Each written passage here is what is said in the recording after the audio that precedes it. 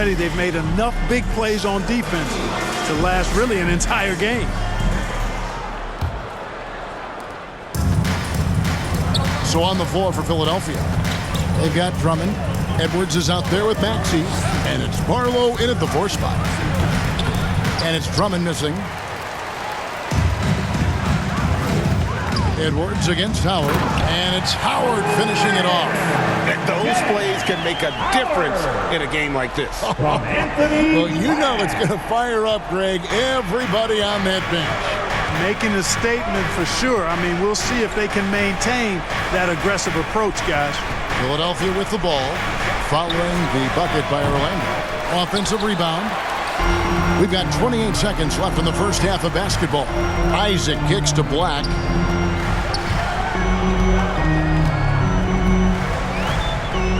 Pass to Howard. Passes it to Big Cat. Just 4 to shoot. And he makes that one. If you allow him to get that close, you deserve to get scored on. Now, here's Maxey. Shoots the 3. And the 3 ball is good. Maxey's got 5 points so far. Just reliable, guys. He's just always trying to make the right play. And that's it for the first half of action in what's been a very close game here. 76ers on top, up 1.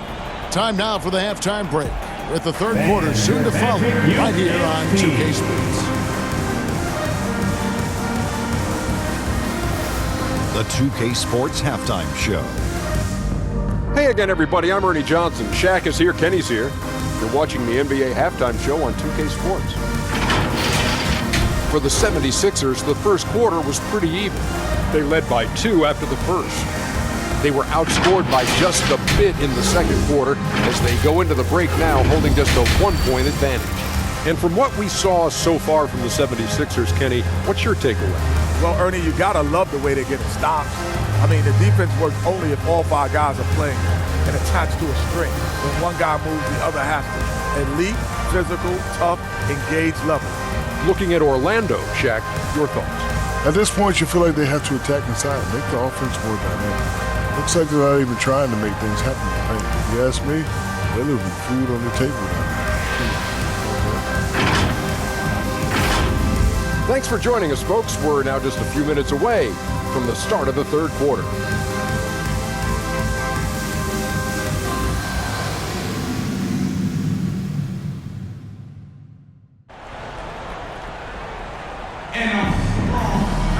We've got second half action for you, and if the next couple quarters are similar to the first, this one could go down to the last possession. You have to like what we're seeing from Tyrese Maxey. And even with the defense shading towards him on every trip down, he still finds a way to come up big. Well, we're not surprised by that. No more than what we've come to expect of him. He can adapt and adjust to anything a defense tries to throw at him. And if you're just joining us, we've played through the first half in a game that's been fairly even so far. Underneath, in the post, it's Banchero and Carter Jr. Desmond Bain out there with Jalen Suggs. And it's De Silva in at the 3. That's who's out there for Orlando. We've seen Tyrese Maxey and his game go to another level. Clark, what makes him a top-level scorer in your opinion? Kevin, there are a couple of things that really stand out. His sheer speed with the ball is remarkable. His fearlessness and confidence, every great scorer has that. And then his ability to knock down the three-point shot off the catch or off the dribble gives him an added step of quickness when he's taking it to the rack. And all of that makes him a dynamic scorer. Free throw good, Maxey. Special K, you've seen Tyrese Halliburton a lot. He's as good as anyone in this league offensively. What does he do best? I think his best basketball attribute is probably his passing, his vision, the way he can set other people up. But the intangible that makes him, he's a Pied Piper. He is a galvanizer.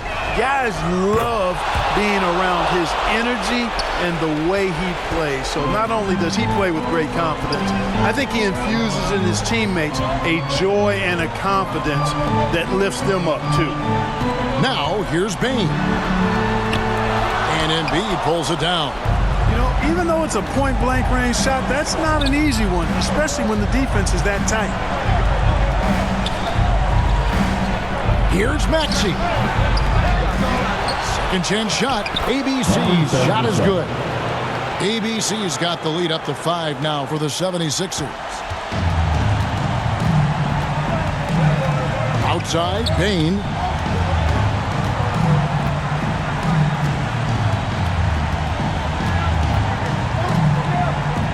"12 seconds left to play in the third.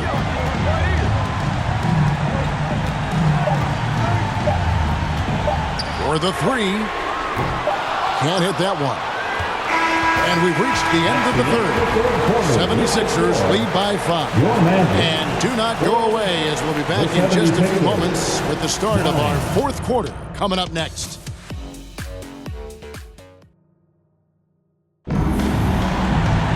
Three-tenths quarters behind us. One more to go. Thanks for being with us as we begin the fourth.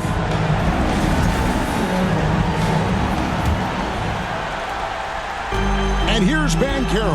He'll bring it up for Orlando. Trailing by 5. On the court for Philadelphia to start the fourth. We've got Gordon. He's out there with ABC. And it's Barlow in at the 4-man position. And that's right in his wheelhouse. Looking to make an impact when it counts. You know, they want the ball in his hands here because they trust him to hit all the big shots. And not the most common call you'll see in the NBA, but hard to argue that pick wasn't illegal. Yeah, you know, the officials aren't nearly as lenient as they used to be on that call. As a matter of fact, I know I got away with a lot of those in my playing days, but that was 40 years ago. Goga Bitadze's checked in for the Magic. Now a timeout called by Orlando. They're trailing by 3. 43 seconds left in the fourth.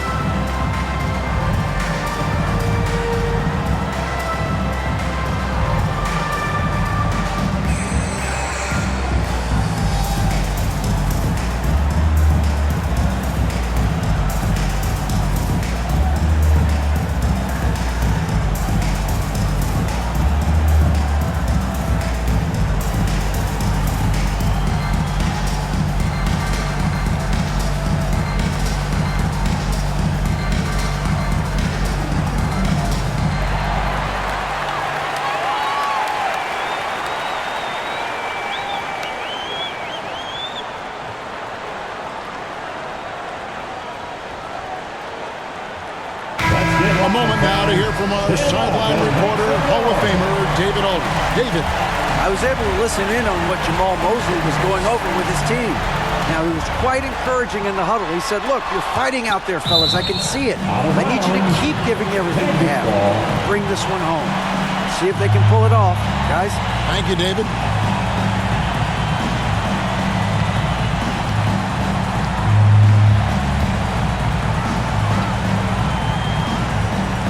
Here's Suggs. Buries the triple. A tremendous three to tie it up. And you can't get a bigger bucket than that. Well, that was 1-2. He wanted the ball. Nobody else was taking that shot. And Philadelphia calls time here.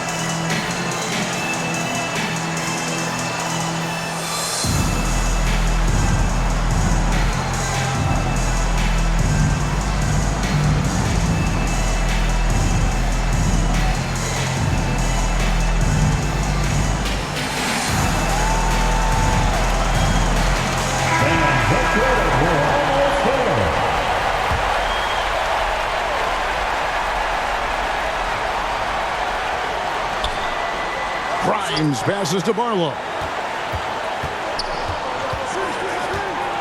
Here's McCain. He's covered by Suggs. And there's the call. It's going to be an illegal screen. And guys, point of emphasis for the league is to really crack down on illegal screens. Yeah, you know, he might have gotten away with that a few years ago, but not anymore. No way. Now you've got to be stationary on those screens. No extra hips or elbows, or they'll call them. Had a foul to give there, but you'd rather not have it cost your team points. I agree. I mean, you would have been better off using it on the floor and not on the shot. But the foul had to come either way, so it is what it is.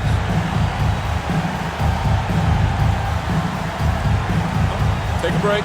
Take a break. 2 shots.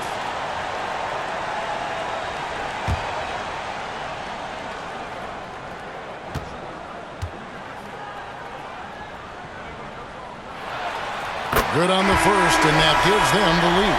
And all eyes on Banchero here. They want to see how he handles some intense pressure.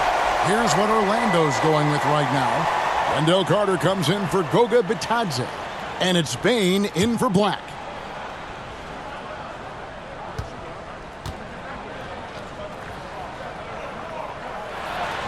So he goes 2 for 2 at the line.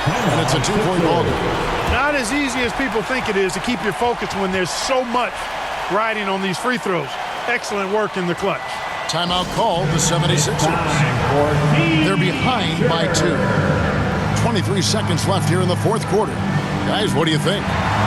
Big chance here to tie it with a bucket. A critical possession, no doubt. We'll see what they draw up.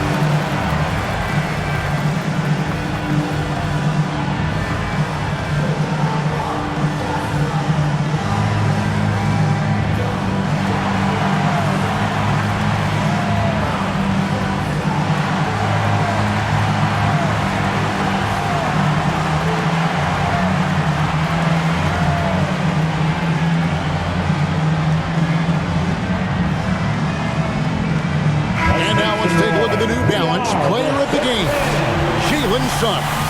You know, honestly, I'm a bit in shock. I mean, he couldn't miss. Let's look at this stat line. You got to really see it to believe it. Complete confidence and all-out effort from him. And, you know, he made sure this was his night in spades. So they foul intentionally. Honestly, just doing what they have to in order to get the basketball back. That's a good foul, though. I like that. I mean, clock management crucial at this time of the game. Jalen Suggs, 2 shots.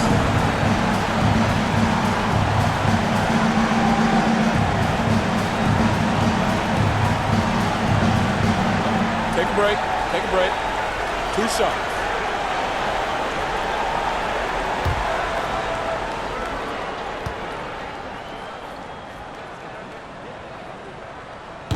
He doesn't hit the first, and that was the one they really wanted. He's got one more, though. And the future Suggs has is certainly promising, an effective combo guard who can really get it going at times. And the second of 2 is good. That makes it a 3-point lead. 16 seconds left in the game. And it's all about the 3 right here. No doubt. I mean, the next shot has to be a 3. Embiid, no good. And there's the intentional foul. No choice but to stop the clock here. No choice but to foul there, but he's probably the last guy you want to see on the line. But there was no time really to be selective. Stopping the clock was the priority. Second one is good. Getting both at the line, and it's a 5-point game. And you can wrap this one up. Great job to stay cool at the line and finish it off. From deep, George. And so it's Orlando winning this one. It was up for grabs right until the final seconds. Yeah, and for me, Kevin,